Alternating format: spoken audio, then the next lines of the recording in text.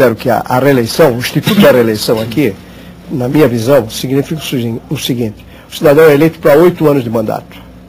E no meio do mandato ele tem um referendo. Vai ficar ou vai sair? Essa é a regra. Para dar estabilidade.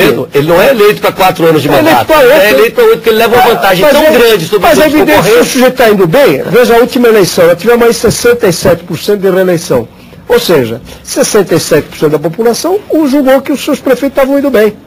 São Paulo, a cidade de São Paulo, o primeiro prefeito que... O senhor não é a favor da proposta do Chaves de reeleição eterna, não? No presidencialismo tem que ser uma vez. Uma vez, como nós temos. Não pode ser ad eterno. Nos Estados Unidos só pode se reeleger uma vez e acabou. Nunca mais. E acabou. 67% dos prefeitos foram reeleitos. Você pode, isso é uma aprovação dos mandatos, mas também você pode perceber isso de uma forma diferente.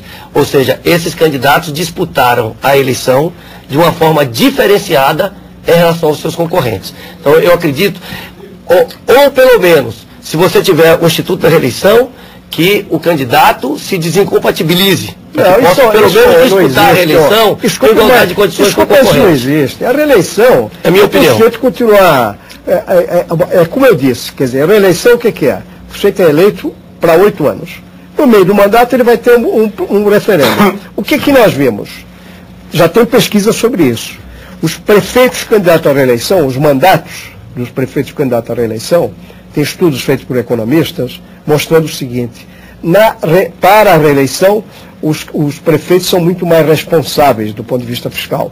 Fazem uma aplicação mais adequada dos recursos na área da saúde e na área da educação. Isso tem dados já de pesquisa, estudos feitos aí por economistas sobre isso.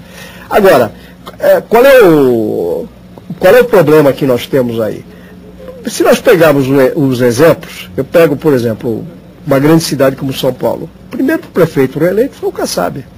A Marta tinha uma avaliação, uma gestão bem avaliada, perdeu a eleição. O Pita sequer conseguiu se apresentar como candidato. Isso é uma cidade grande. Eu pego uma cidade pequena, por exemplo, uma cidade que eu sou mais votado lá em São Paulo, Coronel Macedo. Até hoje, um prefeito conseguiu se reeleger. Uma cidade que tem 4 mil eleitores. Ou seja, a população está vendo. O cara vai bem? Continua. Não vai bem? Não tem máquina que resolva. Agora, o uso da máquina, eu acho gozado quando se fala contra a reeleição por causa do uso da máquina. Eu queria ver o seguinte: o que está fazendo o presidente com a ministra? O que fizeram vários governadores na eleição dos seus sucessores?